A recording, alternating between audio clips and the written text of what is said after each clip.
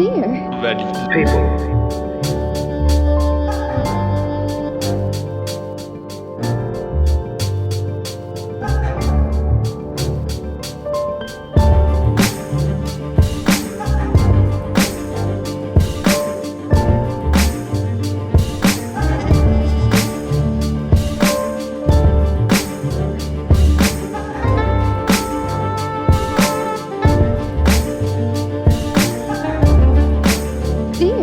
Dear People.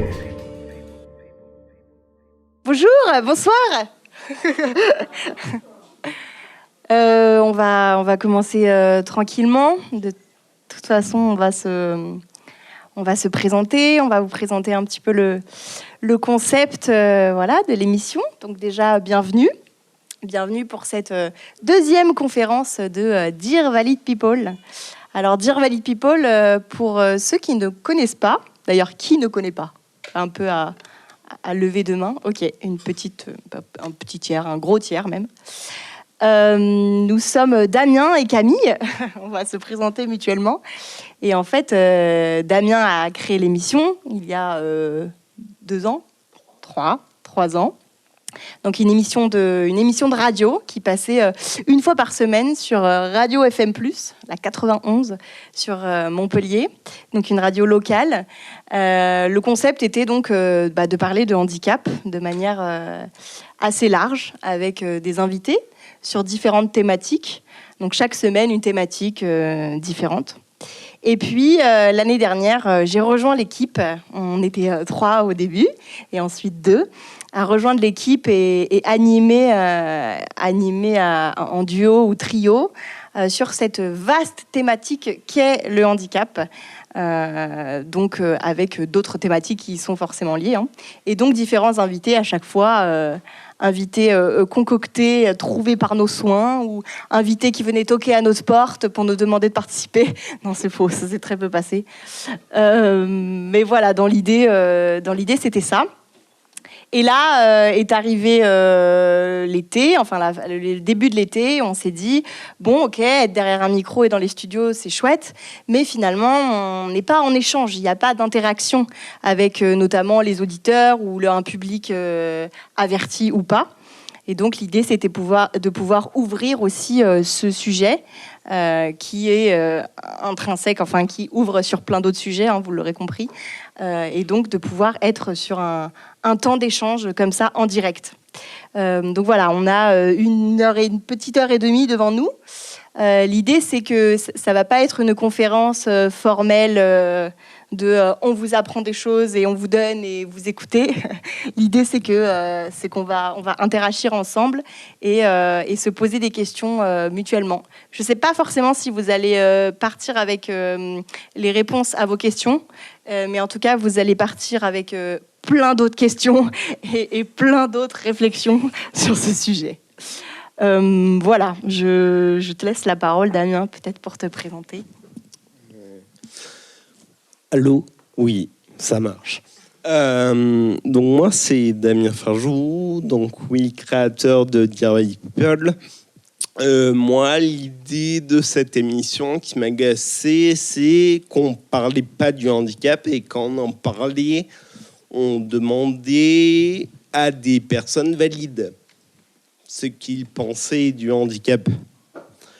Ça m'a légèrement énervé. Et j'ai eu l'occasion de créer cette émission de radio et j'ai fait, on va essayer de faire ce qui n'existe pas, faire parler du handicap à des personnes en situation de handicap et voir au final tout ce que ça pouvait apporter.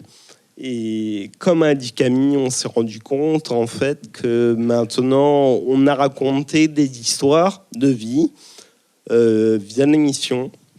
Mais maintenant, l'étape, c'est en parler avec tout le monde, puisque le handicap, c'est pas qu'une affaire de personnes en situation de handicap, c'est aussi une affaire de personnes valides qui vont devenir en situation de handicap peut-être à un moment donné de leur vie.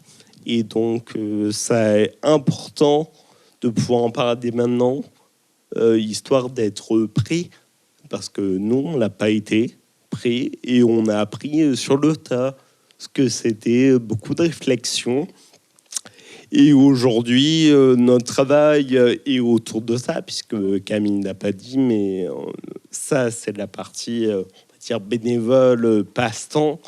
Moi, là-bas, je suis consultant en accessibilité de jeux vidéo, c'est-à-dire comment rendre accessible le jeu vidéo aux personnes en situation de handicap, parce que non, ce n'est pas inné, ce n'est pas quelque chose qu'il ne faut pas se préoccuper.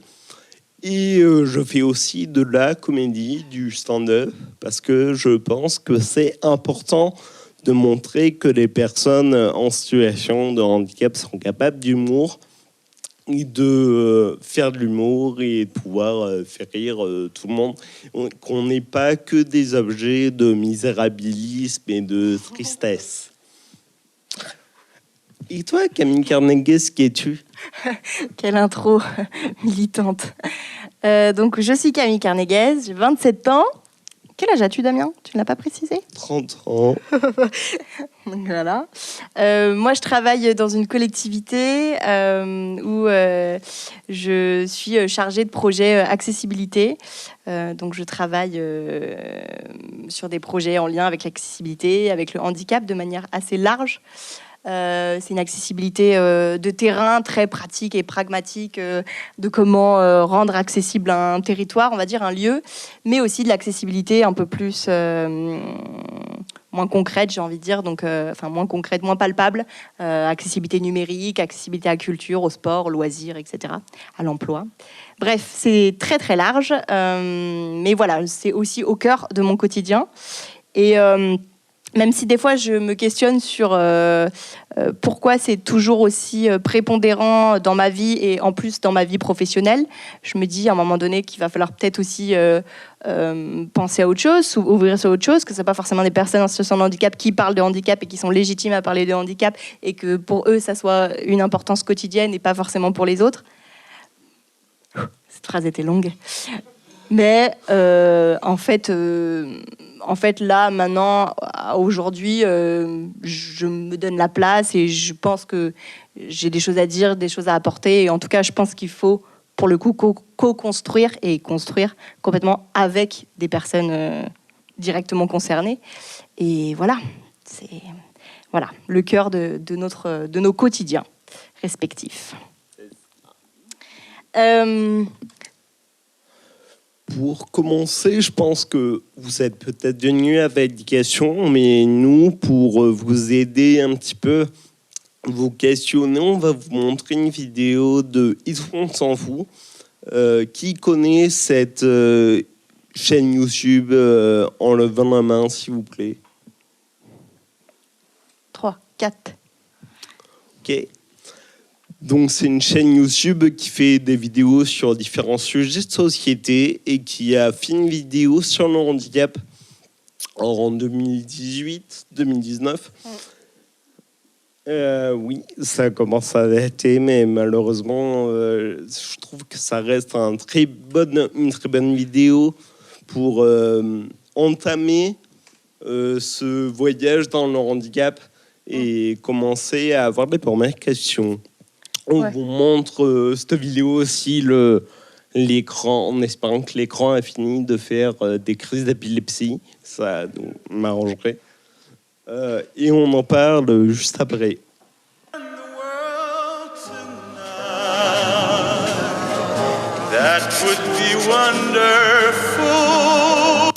Je voudrais qu'on se penche sur un truc qui fout mal à l'aise. Le handicap.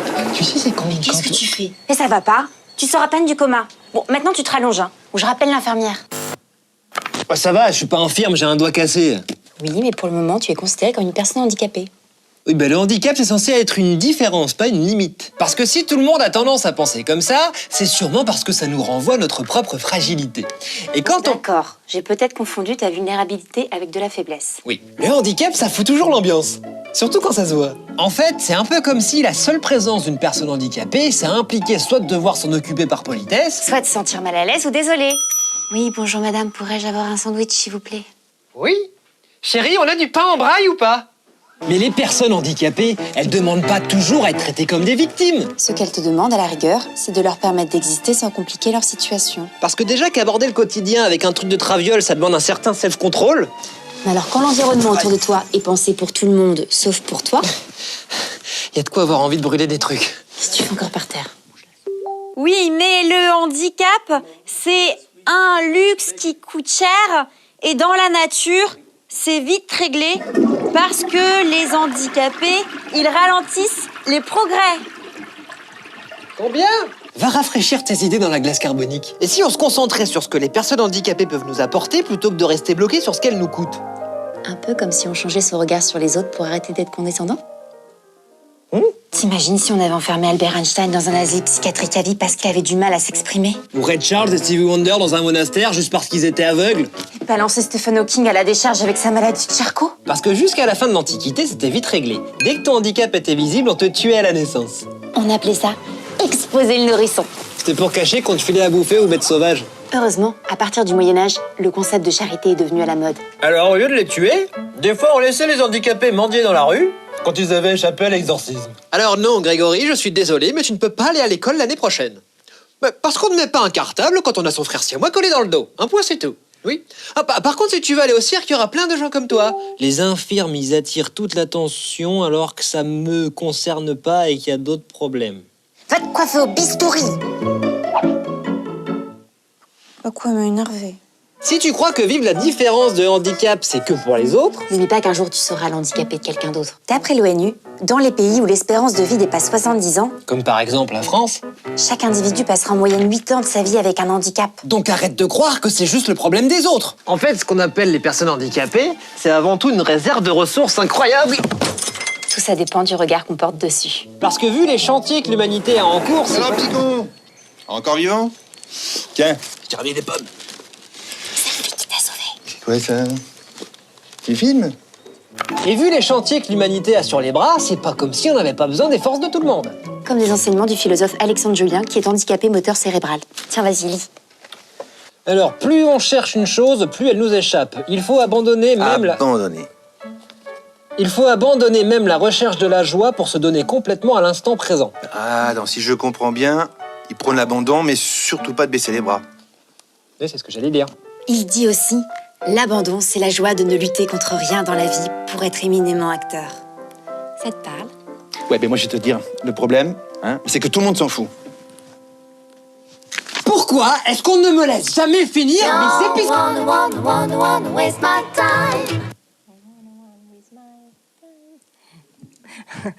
On s'arrête là parce qu'après, c'est la suite des petits épisodes de série. Donc, si vous n'avez pas vu le reste des épisodes, vous n'allez pas comprendre. Donc, j'ai entendu quelques réactions. Ça faisait sourire sur certaines répliques. Est-ce que vous avez envie de réagir comme ça, de réagir sur ces vidéos, sur des termes employés un peu J'ai oublié de préciser qu'on avait un micro-boy avec nous qui faisait le passage. Alors, on n'est pas beaucoup, on peut parler fort, mais en fait, on enregistre l'émission pour pouvoir la voir ensuite en podcast. Donc, c'est bien d'avoir une voix assez distincte. Donc, des réactions ou pas? Ok. N'ayez pas peur, on ne vous mange pas. L'idée, c'est que vous puissiez... En fait, c'est vous qui allez commencer. On va discuter, ça va se faire naturellement, mais le plus dur, c'est le premier. Peut-être, Damien, on peut un peu expliciter pourquoi cette vidéo nous plaît. Ouais. Et surtout, toi, tu la projettes assez souvent dans tes formations. Ouais. D'ailleurs, tu en as marre de l'entendre, tu me l'as dit tout à l'heure. Et en fait, cette vidéo, elle est intéressante en introduction et elle amène un autre regard, en fait, aussi sur la notion de handicap, mais d'autres notions aussi. Disons qu'elle commence à poser des questions qu'on ne poserait pas de base. Et dans la vidéo, on rejoint aussi cette idée que quelqu'un, à un moment donné, va être en situation de handicap plus ou moins tard dans la vie. Et plus c'est tard, et plus ça paraît normal. Et donc, c'est là où on revient à cette fameuse notion de norme. C'est quoi la norme? Qu'est-ce qui fait qu'on s'écarte de la norme? Et pourquoi plus on s'en écarte et plus on a des problématiques qui s'installent? Je vois, nous, avec Camille, en effet, on est victime de ce décalage avec cette sacro-sainte norme. Mais je vois qu'il y a d'autres personnes qui en ont plus que nous. On voit aussi une notion de proportionnalité et pourquoi il y aurait des handicaps plus lourds que les autres. N'est-ce pas, Camille? Yes, intéressant. La dernière conférence qu'on avait faite en juin, il y avait quelqu'un qui avait pris la parole à la suite de cette vidéo pour nous dire alors elle est bien, elle est intéressante, mais en fait je ne sais pas ce que c'est le handicap. Et en fait j'attendais une définition du handicap. Et cette vidéo, elle me pose plus de questions que, comme je vous disais tout à l'heure, de réponses à mes questions. Donc qu'est-ce que le handicap, nous a-t-elle demandé. Et là... Oui, peut-être que justement, pour commencer, est-ce que quelqu'un aurait une définition de handicap à nous partager? Je vois qu'il y a des personnes concernées avec nous. Peut-être que vous avez une définition à partager, que vous avez formulée au fil de vos expériences, ou au contraire, les autres, au fil de ce qu'on vous en a dit, ou pour le coup plutôt pas dit, parce que tout ce qui se formule autour du handicap, c'est beaucoup sur du non-dit. Il y a une main timide qui se lève. Yes, merci. C'est le but, hein. Alors, c'est pas vraiment une réponse, mais un partage de réflexion sur...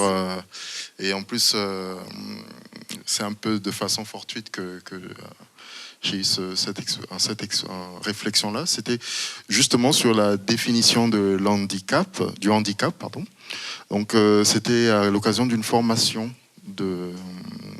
d'éducateurs dans différents domaines. Hein.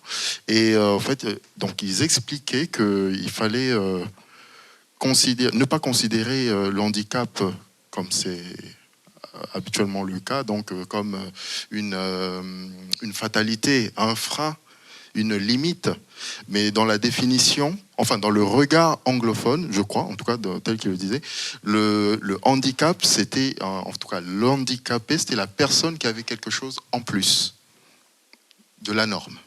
Donc c'est là que justement ça m'a fait tilt en fait. Merci.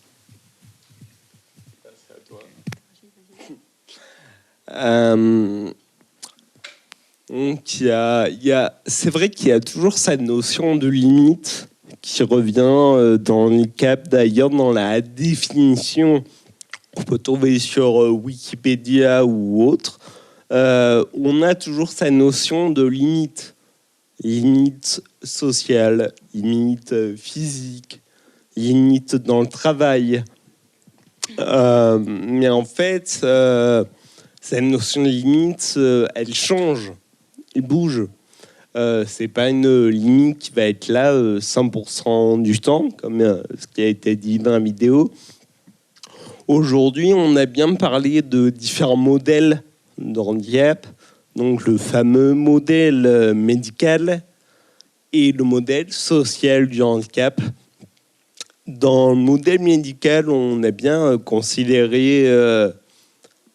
le handicap est lié à la personne uniquement, ce qui va avoir comme effet négatif en fait de culpabiliser la personne, de restreindre le handicap au médical, alors qu'en fait le handicap c'est bien plus que ça.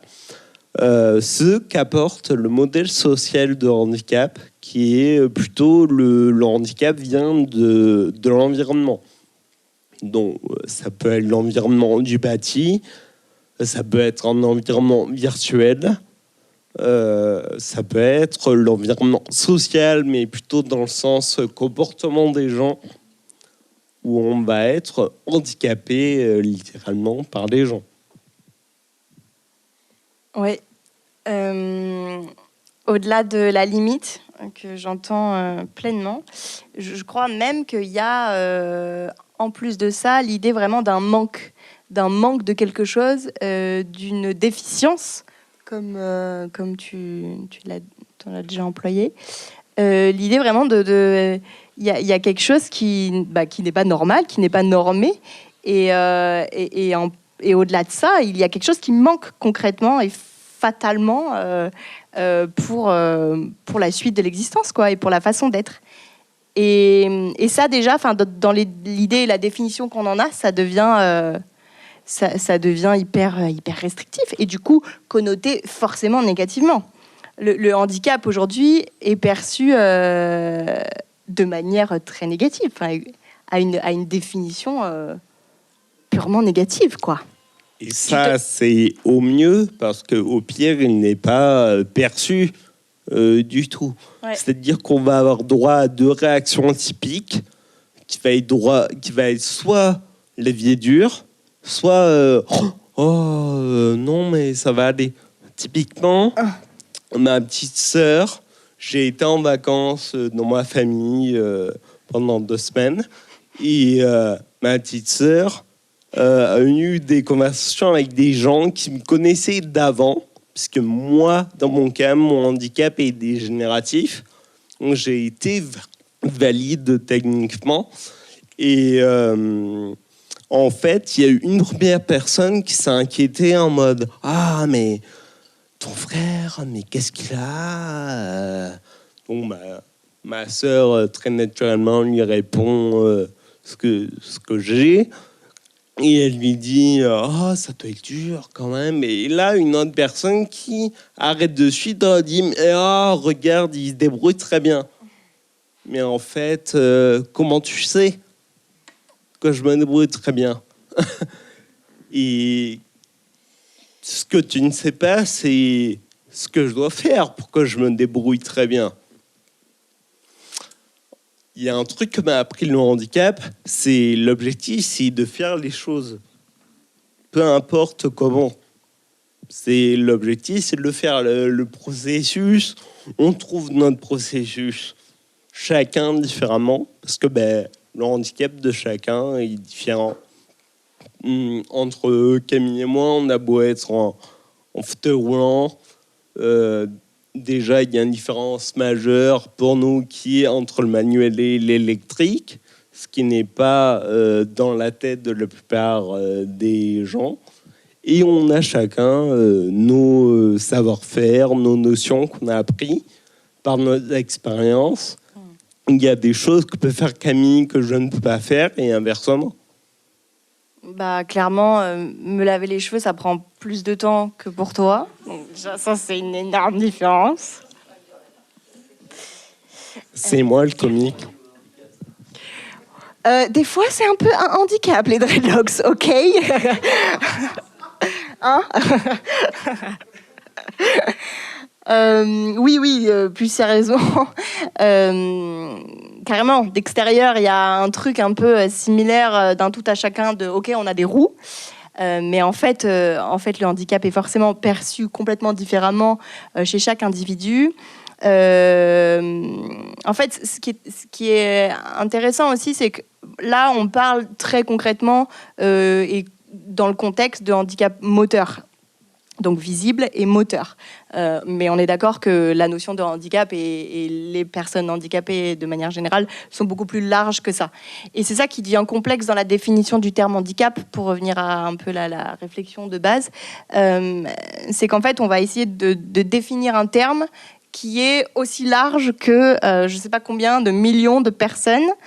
et qui, en plus, sur une même pathologie factuelle, on va dire, prenons l'exemple d'une tétraplégie, en fait, sur une même pathologie, il y a autant de tétraplégiques qu'il y a de tétraplégies.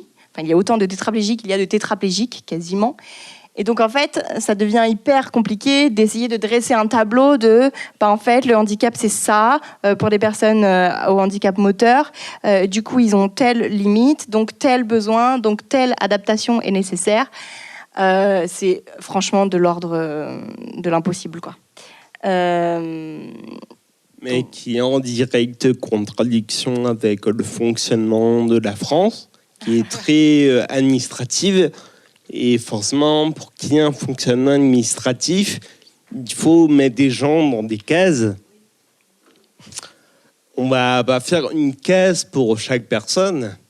Ça serait trop dur, impossible par rapport à ce fonctionnement. Et au lieu d'adapter le fonctionnement à des personnes, on va demander à ces gens de s'adapter, de s'arranger. C'est pour ça que je peux vous conseiller aussi la lecture d'un livre de Marina Carlos qui s'appelle « Je vais m'arranger », qui parle de cette notion de validisme, mais aussi de pourquoi les personnes handicapées doivent toujours être la dernière roue du carrosse, à devoir s'adapter. Et sauf que c'est pas nous qui pouvons nous adapter, c'est d'autres personnes avec les capacités pour ça, parce que nous, on peut pas. Et c'est pour ça qu'on va aussi nous répondre, mais fais un petit effort. Oui. Alors, comment dire que c'est un peu plus gros que toi, moi et tous les gens réunis, ce que nous avons. Donc, c'est pas une question de faire un effort. Mais est-ce que dans la salle, quelqu'un a déjà entendu parler de ce mot du validisme? En levant la main encore. Validisme. Ah bon, 3/4. Et est-ce que quelqu'un pourrait oser nous dire une définition, dire c'est quoi le validisme pour lui? Pour lui, ouais. Ou pour elle. Pour elle. Encore une fois, il n'y a pas de mauvaise réponse, c'est juste que il faut un point de départ pour qu'on puisse chacun avancer. Allez.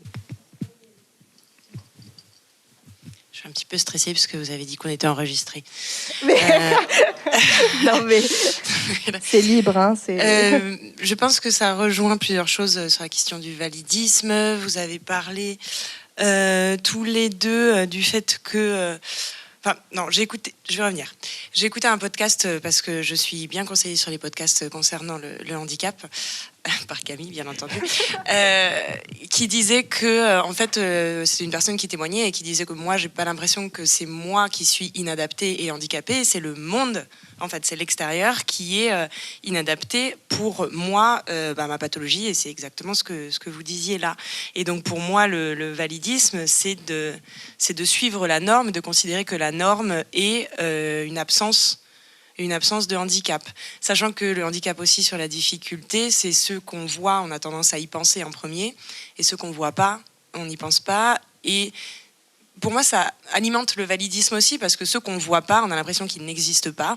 Donc en tant que valide, moi, j'ai l'impression qu'il y a beaucoup plus de personnes qui sont valides et qui sont comme moi, plutôt que des personnes qui sont en situation de handicap. Donc forcément, ça alimente aussi cette idée-là. Et de la même manière, le fait que l'extérieur, le monde, les bars, les restaurants, la ville ne soient pas adaptés pour les personnes en situation de handicap font que, au bout d'un moment, vous en avez peut-être marre de faire un effort, donc il y a moins de présence, donc on ne les voit pas. Donc si on ne les voit pas, je caricature un peu, on a l'impression qu'ils n'existent pas. Donc si on ne fait pas l'effort de se dire, en fait, je vais regarder un petit peu ce qui se passe ailleurs que dans mon entourage proche. Bon, moi, dans mon entourage proche, ça ne marche pas. Bon, bref. À ce moment-là, on se dit que, il faut aller chercher l'information, parce que si on reste, on les entend pas, on les voit pas dans les médias, on les voit pas dans les écoles, on n'en parle pas du tout. Donc pour moi, c'est ça le validisme, c'est rester dans la norme.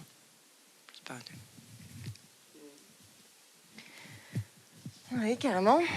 Rester dans une norme valide et puis considérer aussi que l'environnement est fait pour des gens qui marchent et qui sont debout, sans difficulté de vitesse, de mobilité, de déplacement.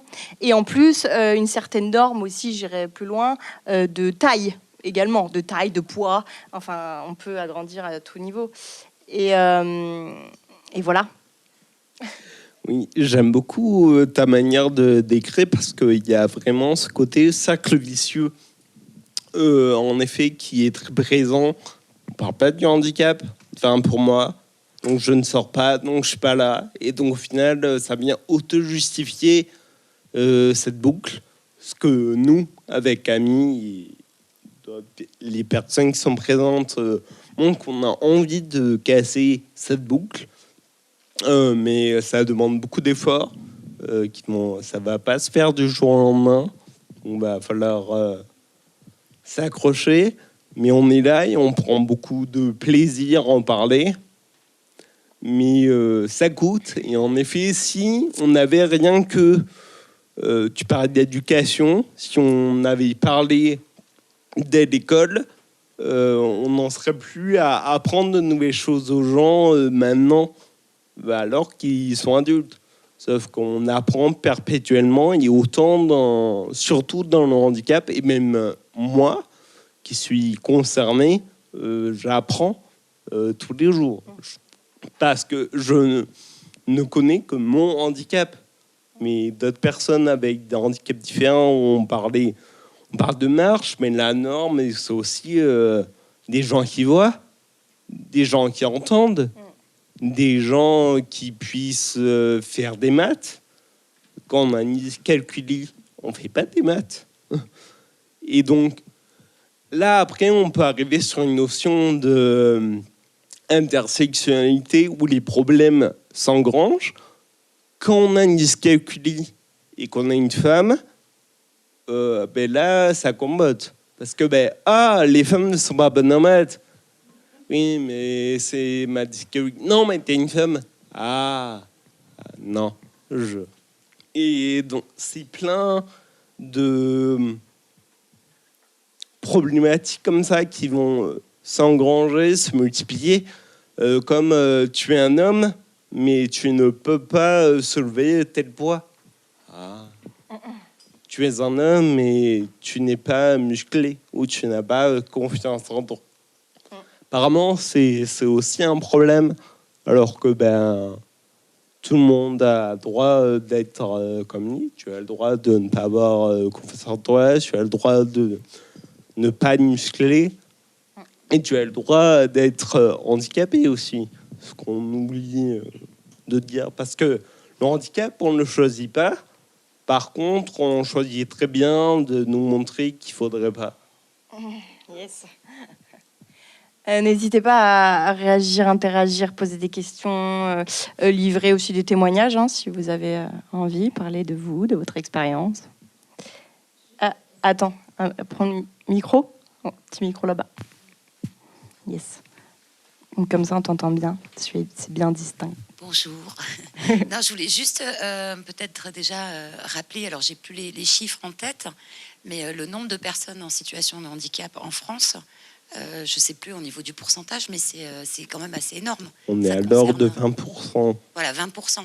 Donc c'est 2 personnes sur 10, donc ça représente quand même... je trouve que c'est important effectivement de se rappeler que c'est pas un tout petit pourcentage. Oui, on ne parle pas de la minorité, de la minorité, de la minorité. Enfin, puis, quand bien même, ça serait finalement une minorité. Et puis, en plus de ça, la notion de handicap, elle s'agrandit aussi à partir du moment où, en fait, tu vieillis. et à partir du moment où tu es aussi capacité motrice, tes capacités de mobilité, elles sont restreintes à un moment donné, ou en tout cas, elles sont mises à rude épreuve. Et d'une certaine manière, alors on va mettre ça sur le dos de la vieillesse et on va considérer que c'est normal de vieillir et de devenir, d'être en difficulté, en tout cas sur le plan moteur, par exemple. Mais en fait, on est là aussi dans une notion de handicap. Et c'est là où c'est intéressant que le handicap, en fait, est bien plus grand, en plus de ça, que ces 20% concernés de personnes en situation de handicap en France. Elle s'agrandit au fur et à mesure que le temps passe. Et en fait, rien n'est permanent, quoi, comme tu le disais tout à l'heure. Et voilà. Et rien n'est permanent aussi sur soi, c'est-à-dire qu'on peut tout à fait naître valide, sans souci apparent, et puis petit à petit, arriver sur des formes de handicap diverses et variées. Hein. Elle peut toucher, comme tu le disais, sur la dyslexie, mais aussi sur le plan moteur, sur le plan auditif, enfin, c'est des maladies chroniques, etc., quoi. Yes. Le nombre et la multitude est évidente, hein. À tel point que finalement, quand on rencontre les gens, qu'on commence à en parler, on s'aperçoit que quasiment dans toute famille, de près, de loin, il y a un souci majeur que les gens cachent et portent. Et donc, le nombre est important parce que finalement, ça touche tout le monde. Mais on ne veut pas forcément le dire, ni le dévoiler, mais ça touche tout le monde, je dirais. Non, et c'est évident. C'est évident. Mais pour moi, le handicap, c'est vraiment une limite. On est bridé dans un domaine. C'est une limite de faire, c'est une limite de voir, c'est une limite d'entendre, c'est une limite de comprendre. On est quand même... on n'a pas tous les moyens basiques, après... que tout un chacun prétendument valide peut avoir. Il y a quand même un frein, une limite qui existe. C'est pas une proposition. Oui, non, c'est sûr, ce frein existe. La question est plutôt, est-ce que ce frein est inhérent au handicap? Est-ce que ce frein a été créé par une société qui s'est construite sans prendre en compte une partie de la population? Parce que, en effet, vous dites très bien qu'on cache, qu'on n'ose pas le dire, mais aujourd'hui, on commence à oser le dire, à faire ce qu'on pourrait appeler dans d'autres communautés le coming out. Mais en effet, il y a 50 ans de ça, c'était quelque chose dont on ne parlait pas. Et en effet, ça concerne tout le monde. Combien de fois une personne est venue me voir pour dire « j'ai un tel dans ma famille, j'ai un tel qui a eu la polio, qui a eu ci, qui a eu ça ». Et oui, c'est juste que il y a aussi une forme de privilège là-dedans qui vient de... je ne sais pas, de mon éducation, de mes expériences, qui fait que je n'ai pas honte d'être en situation de handicap. Je l'ai été, mais je pense maintenant, au fil de mes lectures, et de comprendre qu'en fait, il y a cette intersectionnalité, que c'est tout, que les discriminations sont similaires et qu'au final, même des discriminations envers les femmes se rejoignent avec la discrimination envers les personnes en situation de handicap, qui font qu'aujourd'hui, je comprends que non, en fait, la majorité, c'est qu'il y a plus de personnes discriminées qu'on ne le croit, d'une manière ou d'une autre. En fait, c'est aussi l'idée que c'est pas forcément un cas isolé, quoi. Que c'est pas forcément la personne en situation de handicap qui vit telle ou telle discrimination. Comme tu le dis, c'est l'idée de sujet aussi intersectionnel. Et pour prendre un exemple très concret de l'école, par exemple, qui est pas vraiment rendue inclusive dans tous les sens du terme, dans le simple fait que en école primaire, on va dire là où se fait la base de tout, on se retrouve dans des classes de 30 à 35 élèves pour un seul instituteur, institutrice, dans une classe où il n'y a pas d'espace, physiquement parlant, avec des horaires qui sont très fixes, et enfin en tout cas il y a 15 ans quand j'étais à l'école, c'était ça. Alors, je ne pense pas que ça soit drastiquement, que ça ait drastiquement changé aujourd'hui. Mais il y a cette idée qu'en fait, rien que déjà à la base même de l'éducation, donc l'école, ça soit déjà un frein, enfin en tout cas une limite pour plein d'enfants en situation de handicap. Et handicap quel qu'il soit, très varié, comme on le disait, du handicap moteur à toutes les formes de 10 ou de troubles d'attention, etc. etc. L'idée même de rester assis sur une chaise à écouter un professeur et sans avoir forcément de place dans l'environnement, c'est déjà totalement normé, quoi. Voilà. Totalement autre chose. Est-ce que vous pensez l'une et l'autre que un handicap quelque part dans son corps ou dans sa tête va développer une potentialité qui n'était pas visible au départ?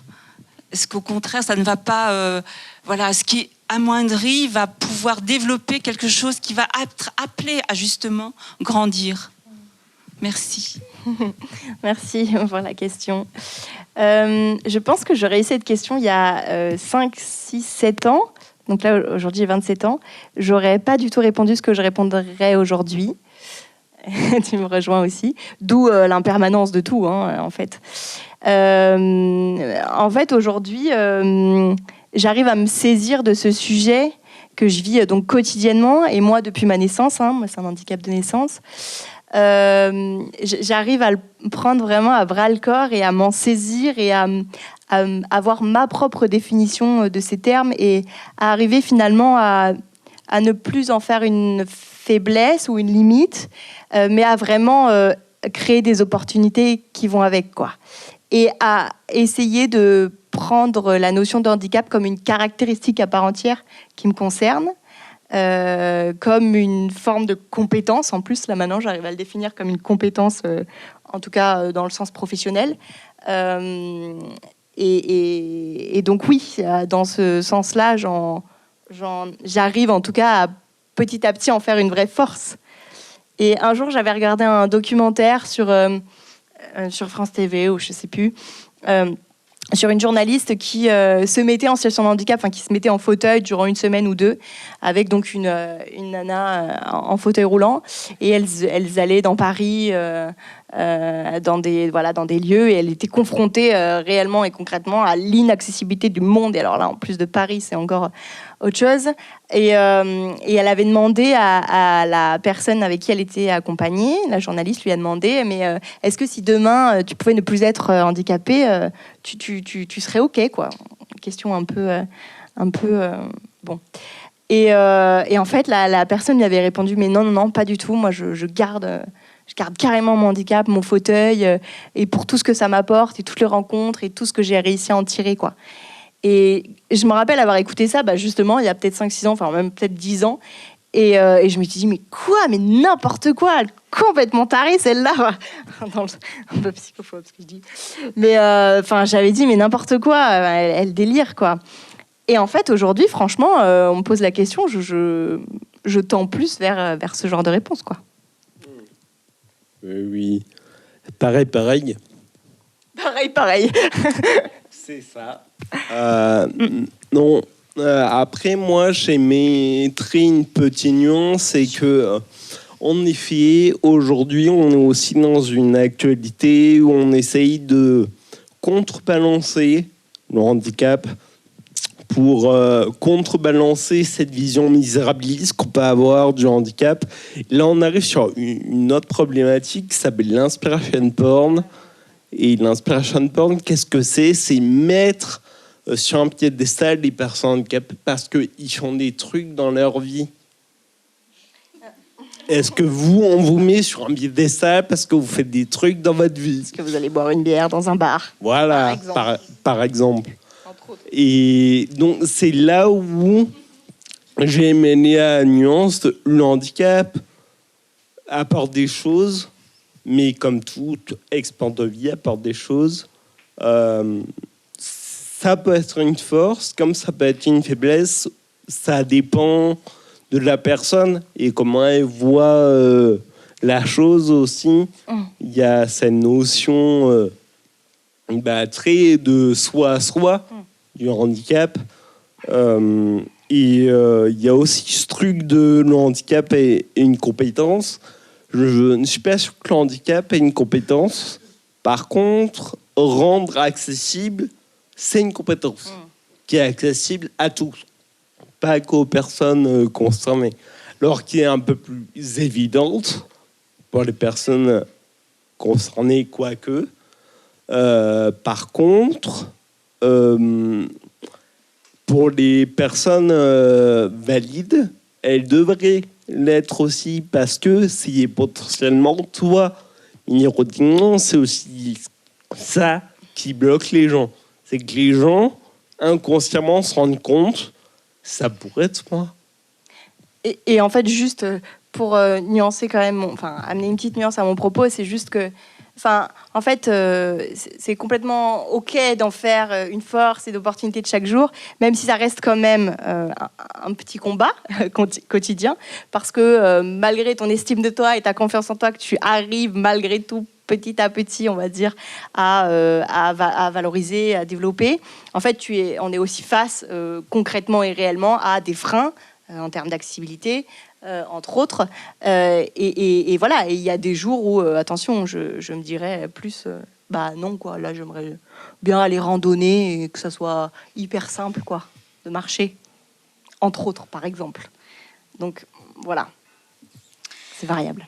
Alors, donc moi, j'interviens à ce moment-là parce que moi, j'ai tendance à comparer, on va dire ça comme ça, les handicapés, les personnes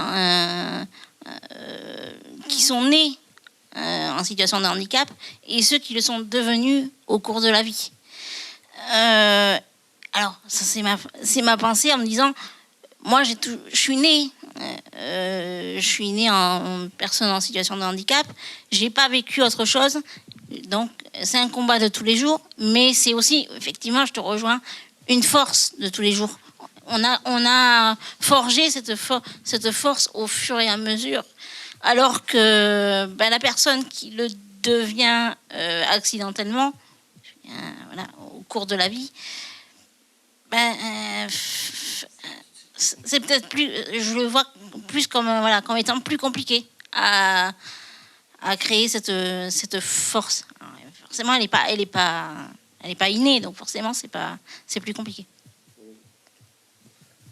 Oui, totalement. Là, je vais répondre parce que pour le coup, c'est mon cas. Je suis devenu handicapé au cours de ma vie, après un diagnostic à 17 ans et une évolution avant d'être en fauteuil roulant à 24 ans.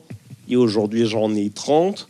Et en effet, ça n'a pas été inné du tout. J'oserais dire que je suis né 2 fois. Je suis né une première fois jusqu'à mes 17 ans. Et ce diagnostic, qui m'a paru totalement pas grand-chose, parce qu'à 17 ans, on s'en bat voilà, on va rester poli. Et je suis né une deuxième fois à ce moment-là. Et en fait, j'ai dû réapprendre ce qui a été la vie. Et maintenant, je suis même en train de me dire que j'ai intégré cette notion de devoir réapprendre les choses. Parce qu'en ayant une maladie dégénérative, on sait que rien n'est acquis et qu'on va devoir réapprendre tout le temps.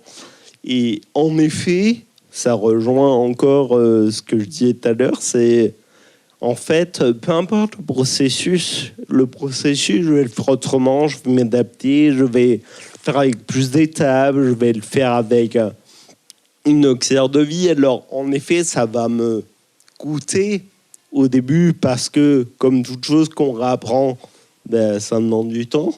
Mais à la fin, je ferai ce que j'aime faire. Donc, c'est gagné. Oui. Damien, je réponds à un truc que tu disais tout à l'heure. Tu disais que tu voyais pas quel potentiel on pouvait avoir en fauteuil, ou c'est la dame qui parlait de potentiel tout à l'heure, ou quel point positif.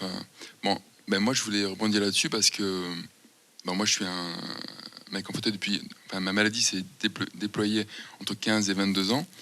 Et en fait, j'ai remarqué que les potentiels, on en a plein, en fait. On peut développer plein de choses.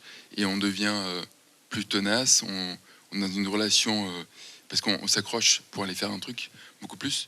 Pour avoir ce qu'on veut, il faut doubler d'efforts, voire tripler, voire quadrupler. Et voilà, donc...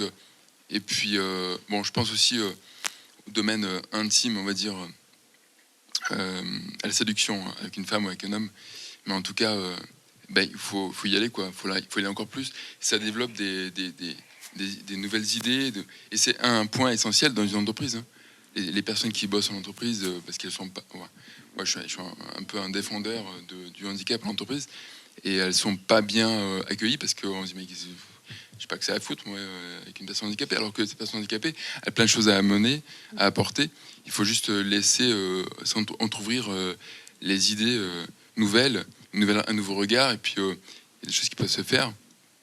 Il y a aussi un point aussi que je voulais relever, c'est la fragilité d'une personne handicapée ou la vulnérabilité.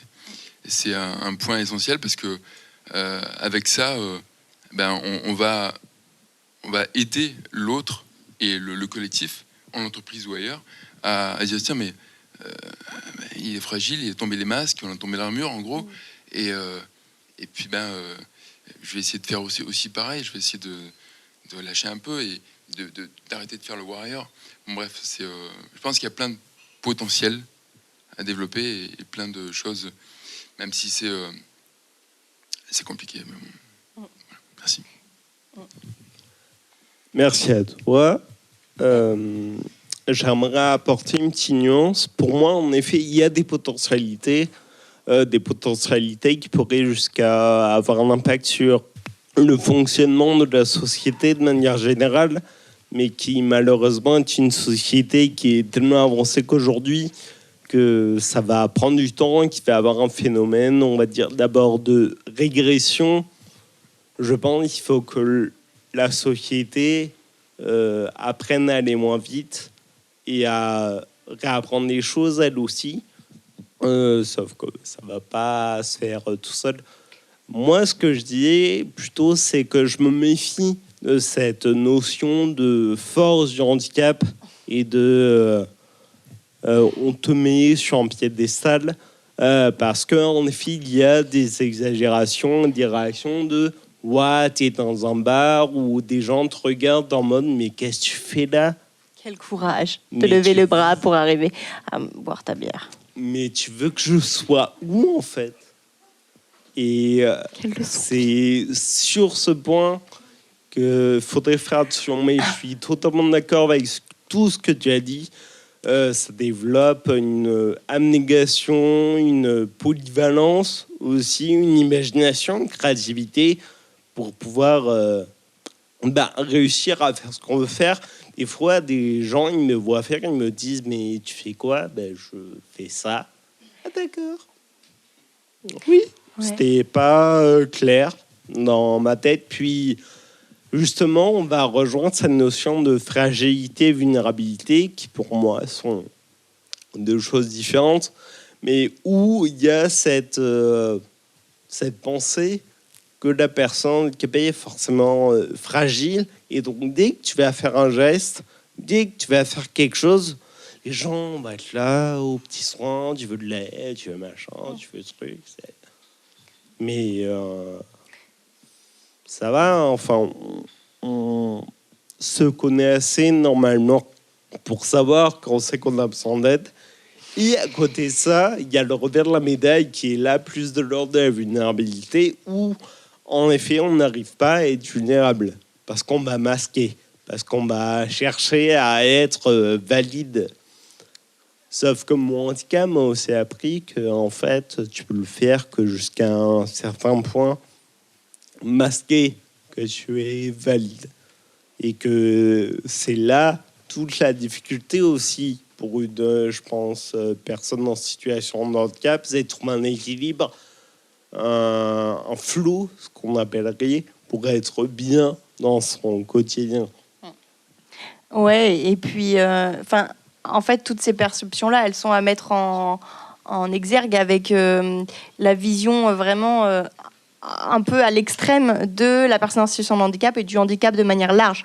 On l'a plus ou moins dit, mais pour faire de manière assez caricaturale, la personne handicapée est soit vue comme voilà, une petite chose, vulnérable, avec beaucoup de faiblesse et victime, clairement victime de son handicap et de sa façon d'être.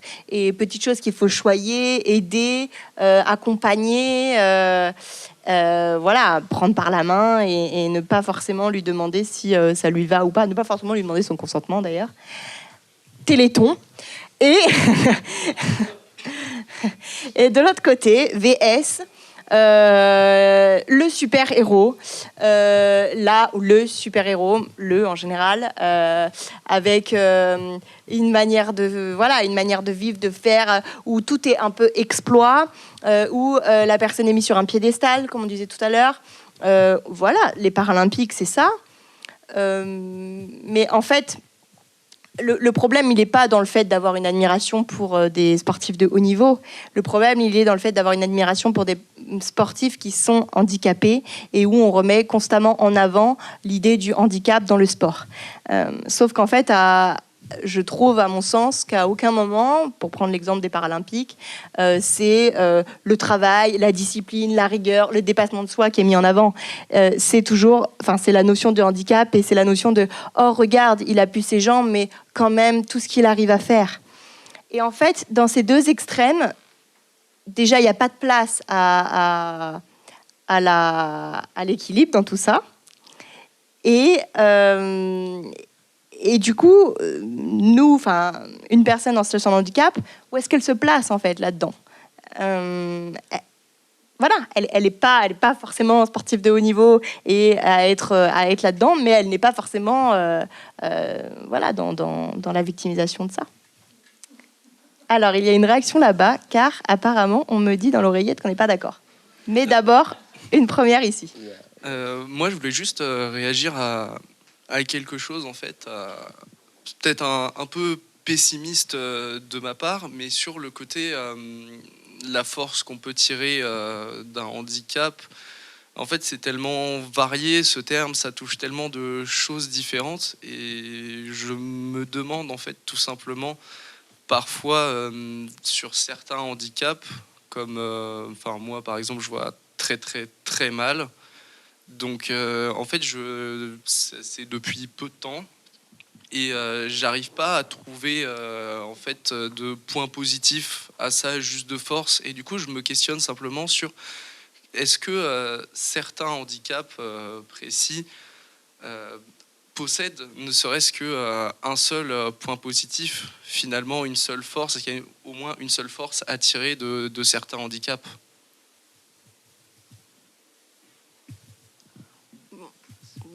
Franchement, tu vois, s'il y a un truc que tu n'as pas envie de voir et qui est dégueulasse ou je sais pas quoi, au moins tu le vois pas, tu vois. Mais mince, casse ton imagination. Mais, non, ta question est pertinente, notamment quand on parle de la vue, parce qu'on est dans une société où on est 80% dans le visuel, où on n'a que ça tout le temps. Et en effet, perdre la vue, ça voudrait dire quoi ? Qu'on n'a plus que 20% de l'expérience de vie qui nous est offerte. Et en effet, dit comme ça, c'est déprimant. On se demanderait c'est quoi l'intérêt. Mais en fait, je dirais qu'on est sur 1% les plus importantes. Je pense qu'on arrive à tirer une quintessence de la vie. Ça y est, je pars en vol philosophique. Je dirais que qu'il faut réussir aussi à trouver, comme toute personne, un groupe, en fait. Et en effet, c'est réussir à trouver un groupe qui va comprendre nos problématiques. Alors, ça peut être des personnes valides comme en situation de handicap, mais ou qui comprennent qu'on peut expérimenter la vie sans la vue, C'est juste qu'il faut donner les moyens pour ça. Il faut donner les moyens de pouvoir apprendre à expérimenter la vie avec d'autres sens comme l'ouïe, comme l'odorat. Et on se rend pas compte de la puissance de ces sens-là parce qu'on les a jamais réellement développés, parce qu'on nous a dit mais tu vois, donc c'est bien. Mais en fait, il y a tellement plus. Ouais, et c'est parfait parce que c'était le deuxième point que j'avais écrit. Je voulais me noter pour pas oublier. Et en fait, tu me fais les transitions, c'est parfait. Je voulais dire aussi qu'il faut vraiment préciser que chaque expérience de vie et l'appropriation que tu as de toi, de ton corps, des potentiels que tu arrives à en tirer, ton handicap, il est franchement, c'est une expérience de vie à part entière, tu vois. Et il y a des gens qui n'arriveront jamais à tirer du positif de ces expériences. Il y en a d'autres qui en tireront du positif dès le début.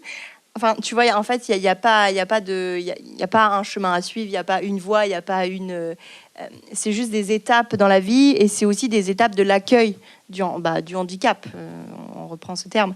Et je crois que c'est très très important d'avoir en tête toujours je reviens toujours sur ce terme, mais sur cette idée d'impermanence en fait. Vraiment sur l'idée que les choses ne sont pas figées et qu'en fait, oui, là maintenant de suite, c'est difficile d'en tirer des choses positives et d'arriver à être optimiste.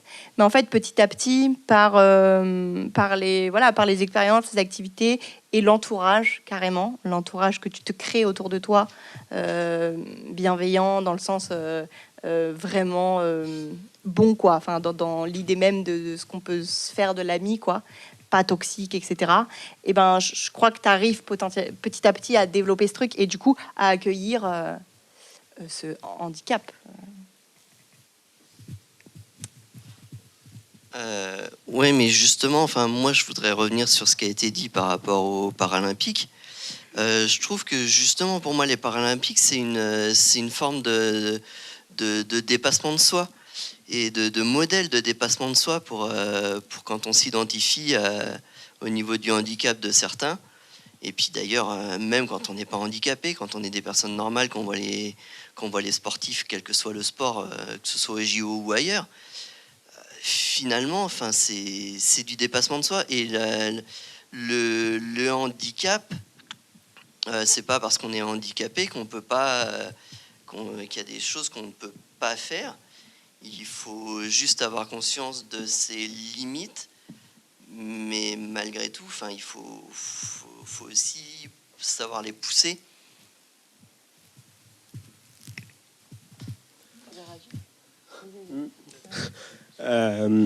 Oui, en effet, ça demande à les pousser, mais en fait, c'est comme tout un chacun. Je pense que c'est dur de pousser ses limites, d'aller dans de l'inconnu. Et dans certains types de handicap comme le mien, en fait, cette zone inconnue, elle s'agrandit petit à petit. Et cette limite devient de plus en plus limitante, et où on est de plus en plus recroquevillé dans son propre corps, dans mon cas. Et ça va devoir chercher. Alors, pour l'instant, j'ai réussi à trouver des choses. J'arrive à sortir de mon corps, j'arrive à pousser mes limites, que ça soit en étant ici, que ça soit en faisant du stand-up, que ça soit en travaillant tous les jours et à maintenir un quotidien de vie que j'ai construit petit à petit, dans lequel j'ai mis du cœur, de la passion, et que j'ai eu la chance aussi que j'en sois récompensé. Je suis bien conscient que ça ne soit pas le cas de tout le monde, malheureusement, parce qu'il y a ce biais validiste où aussi on va facilement fermer la porte. Et le handicap m'a aussi poussé à apprendre mon corps, mais ce que la société te pousse à faire, c'est à verbaliser. C'est à dire les choses parce que c'est pas logique. Et ça, c'est encore une deuxième étape. Réussir à te le dire à toi, c'est déjà énorme. Réussir à le dire aux autres, c'est encore plus dur. Et puis en fait, juste pour être bien précise, l'idée des Paralympiques, c'est pas l'idée même des Paralympiques qui devient compliquée parce qu'elle est au même titre que les Jeux Olympiques. C'est l'idée qu'on en tire que simplement le sportif handicapé est mis sur un piédestal et est incroyable de par la performance qu'il effectue en étant amoindri, en étant déficient. Moi, c'est ça qui me dérange un peu, parce que en fait, je trouve que le discours est pas tout à fait le même quand on parle d'un athlète valide, alors qu'en fait, concrètement et factuellement, tous les deux sont des athlètes de haut niveau, qui s'entraînent énormément, qui se disciplinent, qui ont une rigueur de dingue, et où derrière, il y a énormément de travail. Moi, c'est plutôt ce discours qui n'est pas tout à fait identique entre deux athlètes qui me dérange un petit peu. Et par contre, je te rejoins complètement sur l'idée du dépassement de soi et l'idée que les Jeux paralympiques, entre autres, mais qu'un athlète, en tout cas handi, puisse être une source d'admiration, d'estime pour une autre personne handi et de se dire, ok, moi aussi, j'aspire à ça. Et en fait, moi aussi, je peux prétendre... à des Jeux paralympiques si je suis sportif, etc. etc. Et ça, il n'y a pas de problème avec ça. Mais tu es sportive, Camille. Oui. Avec les Sharks et le rugby fauteuil. Alors là, il y avait une petite réaction. Alors oui, réaction. Juste pour réagir par rapport à la question de la vue...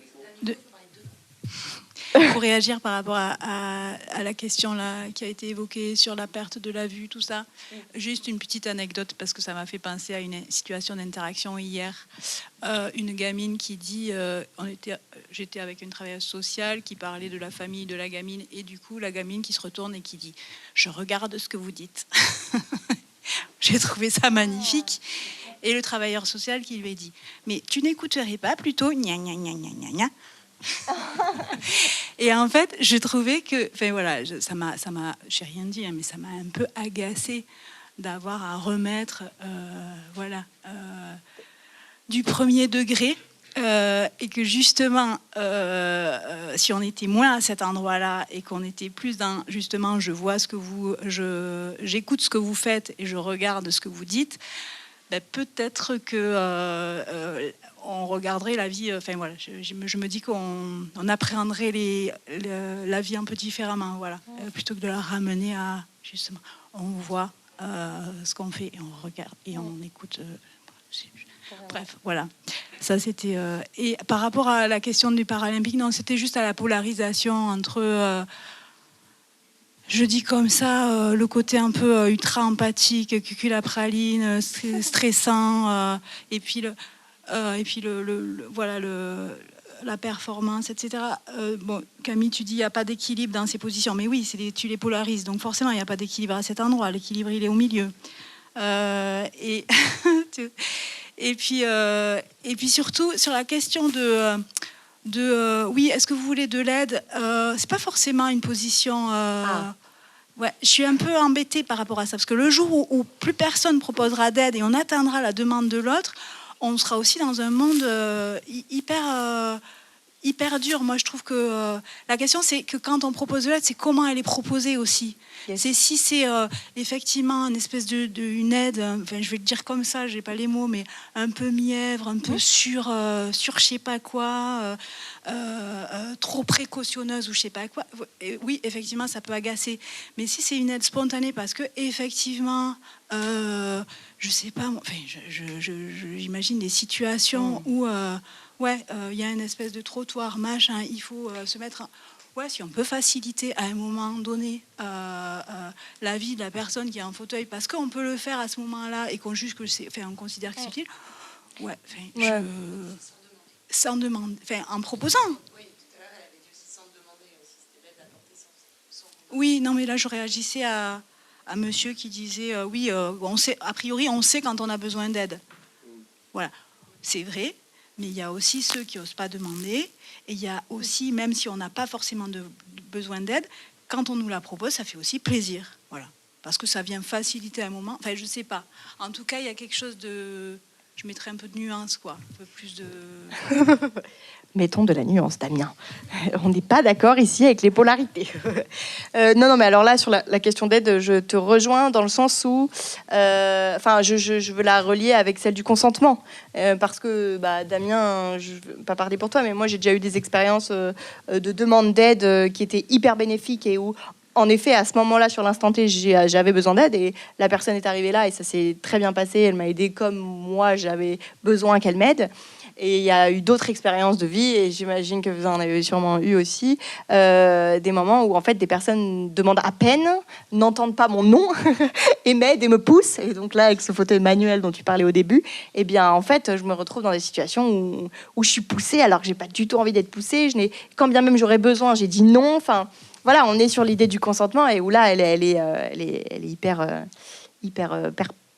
très malaisante, quoi.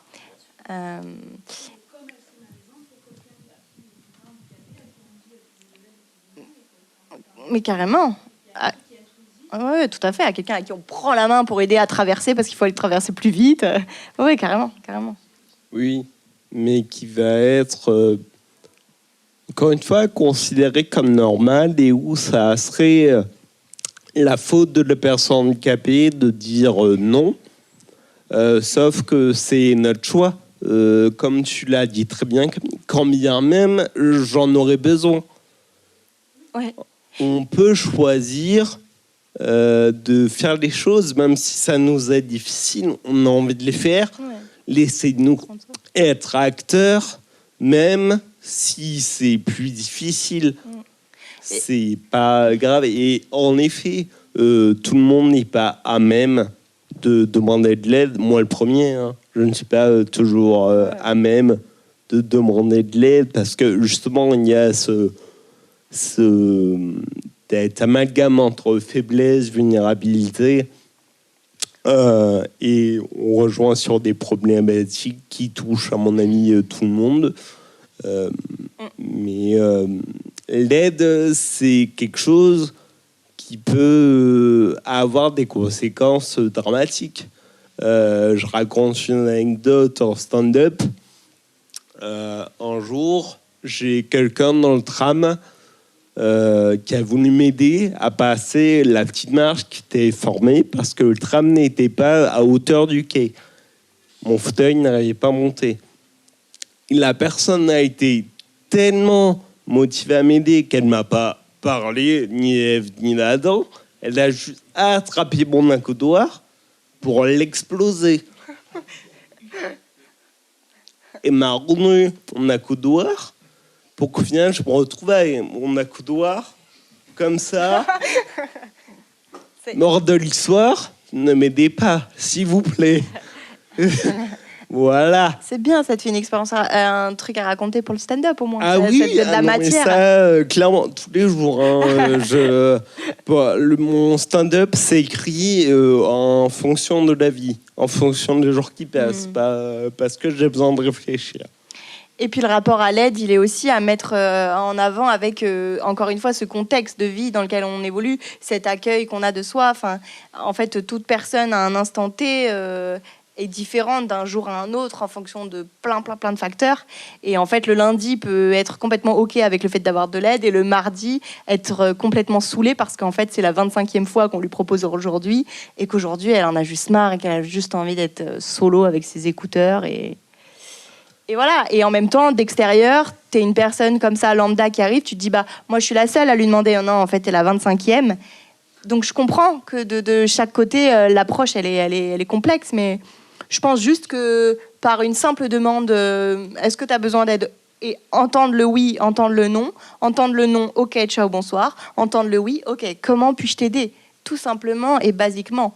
Et si la personne en face est hyper réfractaire et voire agressive, j'ai envie de dire, c'est son problème, quoi. Après, il y a un moment donné, on n'interfère pas, quoi. Et c'est le truc, OK, tant pis, reste dans ton agressivité, j'aurais demandé, tant pis. Enfin, je sais pas. Quoi? Oui. Oui, la fameuse Béa, qui, je pense, une problématique qui touche d'autres communautés. Hein. On va donner la petite pièce au SDF et voilà, on est content, ça nous flatte, on se dit ah, on a fait une bonne action. Mais en fait, est-ce que ta bonne action, c'est pas quelque chose qui devrait être juste normalisé? Je crois que excusez-moi, je garde la parole, je vous la laisse quand même après. Mais l'idée de l'aide, je crois qu'il faut vraiment être conscient que quand on demande l'aide, on est prêt en fait à entendre ce que l'autre a à dire, quoi. Que ça soit du refus et donc du rejet de la personne qui demande de l'aide et de pas le prendre personnellement.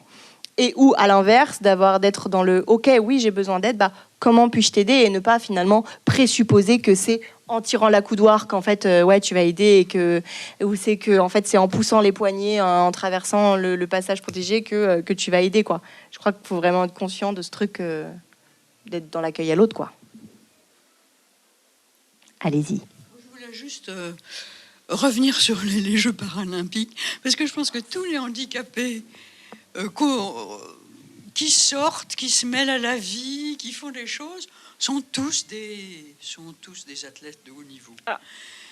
Dans la mesure où quand même tout ce qui précède la sortie, justement l'aide, mais même l'aide au lever, au petit déjeuner, à l'habillage, à s'installer dans son véhicule, ensuite prévoir sa journée en fonction de ses limites, des possibilités, qui on va solliciter pour aller à tel endroit, voir si oui ou non on peut y aller, de quelle manière on peut y aller. C'est une somme de travail colossale, je dirais, jusqu'à se présenter dans une vie de collectivité sociale. Et je ne sais pas... Oui, moi je trouve que c'est tous des héros. Voilà, moi ça m'impressionne énormément et je trouve presque dommage que tous ceux qui arrivent à ça, à sortir, à essayer d'avoir une vie sociale, n'insistent pas sur tout ce que ça implique. Enfin, n'insistent pas. Et il faut le dire, il faut en avoir conscience, et le masquer, c'est dommage. C'est dommage, parce que c'est une montagne. Enfin, à mon point de vue. Vous voulez réagir, les gars? S'il y a d'autres réactions. Alors. Par où commencer? Vous voulez parler en lien avec cette réaction ou pas forcément?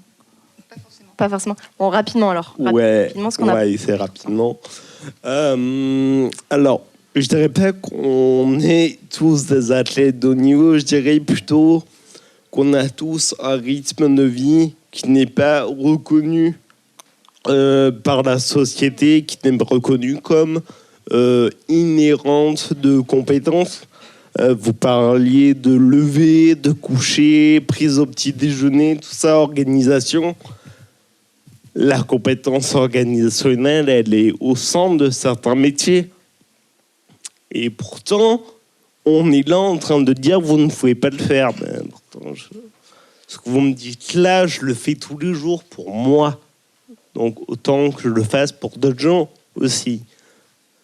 Moi, c'est ça qui m'embête. Et en effet, c'est dommage de cacher cette montagne.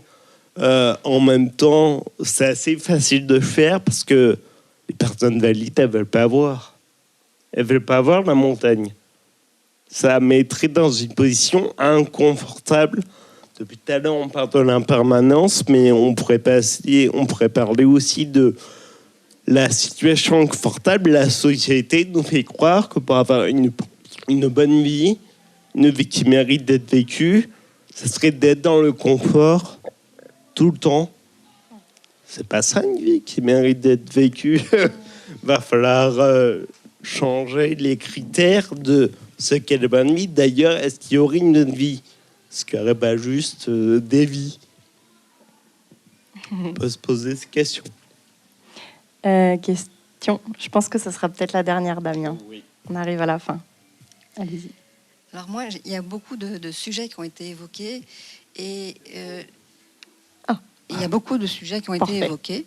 Et je me rends compte qu'en fait, il semble y avoir un cercle vicieux qu'il faudrait pouvoir faire éclater, parce que je pense que les personnes valides, entre guillemets, n'ont pas l'occasion de voir suffisamment, de fréquenter suffisamment des personnes non valides, je mets à chaque fois des guillemets, dans la vie de tous les jours. On parlait tout à l'heure, vous évoquiez à l'école.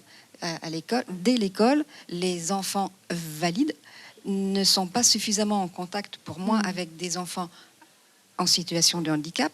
Et du coup, cette espèce de connaissance mutuelle et de bienveillance, elle ne démarre pas. Elle n'a pas l'occasion de démarrer. Et dans la vie, et quand ces enfants grandissent, c'est pareil. Et dans la vie de tous les jours, quand les enfants, les jeunes font du sport, c'est deux catégories qui vivent en parallèle, mais pas mélangées. Et donc, c'est comme pour toutes les différences, quand on fait des séparations, les gens n'apprennent pas à se connaître, à s'apprécier, même dans l'aide. La dernière discussion, c'était sur l'aide. Je pense que les personnes valides sont maladroites par rapport aux personnes à handicap, parce qu'on ne sait pas comment vous aider. Si vous avez besoin qu'on vous aide, comment on peut le faire ou ne pas le faire. Donc c'est beaucoup de maladresse par simplement méconnaissance. Et voilà. Et ça serait bien dans les bars qu'on vous voit plus souvent, qu'on se dise. Nous, dans les bars, on y est. Et alors, je reviens aussi sur le thème des Jeux paralympiques. Moi, je trouve ça génial qu'on mette l'accent justement sur ces personnes à handicap pour dire, ils sont, excusez-moi, ça va peut-être vous choquer, mais ils sont comme les autres. Ils font des efforts comme un valide et ils y arrivent. Et on les voit à la télévision. Et du coup, comme on ne vous voit pas nulle part ailleurs, on se dit, mais oui, mais ils sont comme tout le monde. Et voilà, il faut partager. Enfin, c'est mon sentiment, c'est qu'il n'y a pas assez de mélange, de proximité et de connaissance. Bon. Vaste réflexion.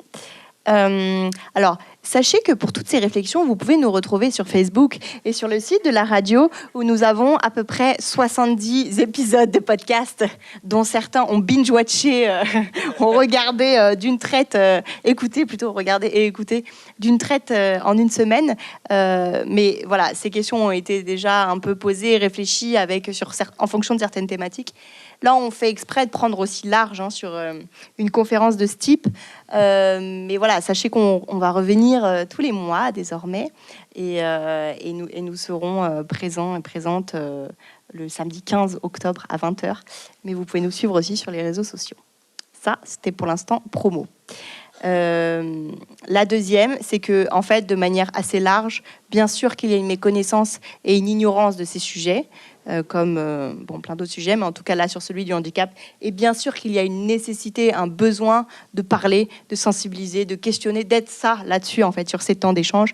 Et ces temps d'échange, il devrait y avoir, ça devrait être aussi des publics beaucoup plus jeunes, où en effet dès l'école, là je vous rejoins à 100%, il devrait y avoir ces temps-là obligatoires, mais bon, l'école, voilà, je ne suis pas au ministre de l'Éducation nationale, malheureusement, et du coup, voilà. Mais donc, bien sûr qu'il faut échanger, et c'est un peu l'objet de nos conférences là. Oui, tout à fait. Ce que je voulais dire aussi, ce cercle, on commence à le briser là, dès maintenant. Ensemble, on cherche à briser ce cercle vicieux. Et malheureusement, il y a encore un truc qui aussi, c'est à chaque fois, vous dites valide avec des guillemets, non valide avec des guillemets. En fait, ce n'est pas des gros mots de dire handicapé, de dire valide. Ce sont des faits. C'est comme de dire hétérosexuel ou homosexuel. Mais il y a cet écart qui montre que on est encore aujourd'hui à la norme, c'est l'homme blanc, cis, hétéro. Et pourquoi on ne pourrait pas être une femme noire, homosexuelle, handicapée et avoir la même réaction de ouais. Stop Damien, temps mort, il est 19h33, on va nous mettre dehors, tu arrêtes. C'est l'ouverture pour la prochaine conférence. Rendez-vous samedi 15 octobre à 20h. Merci.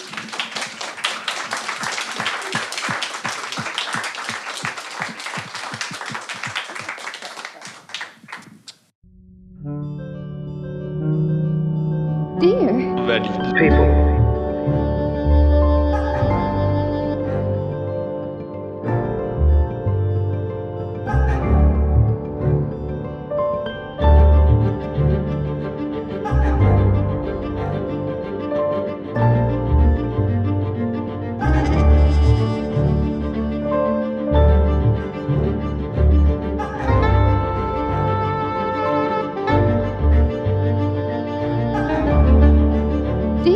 Valide people.